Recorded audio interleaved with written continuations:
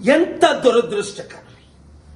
8 మంది శ్రీశైలం టన్నల్లో మరలా కడదామని 10 సంవత్సరాలు నెగ్లెక్ట్ చేశారని వారు వెళ్తే 4 ఇంజనీర్లు పాపం జమ్మూ కాశ్మీర్ నుంచి, నార్త్ ఇండియా నుంచి, ఒడిశా, ఛత్తీస్గఢ్ నుంచి ఎక్కడికో వచ్చి ఇక్కడ ఇరుకుపోతే రేవంత్ రెడ్డి ముఖ్యమంత్రిగా 5 రోజులు అయినప్పటికీ ఒక్కసారైనా దర్శించారా?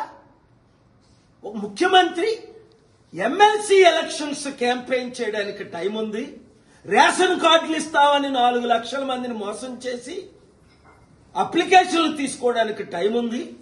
హైడ్రా బిల్డింగ్లు కూల్చడానికి టైం ఉంది. రాష్ట్రాన్ని సర్వనాశనం చేయడానికి టైం ఉంది. ఫ్రెండ్స్ తో తిరగడానికి, పార్టీలు చేయడానికి, దేశ విదేశాలు తిరగడానికి టైం ఉంది. కానీ ప్రజల్ని రక్షించడానికి, ఆత్మహత్యలు చేసుకున్న వారిని దర్శించడానికి టైం లేదు.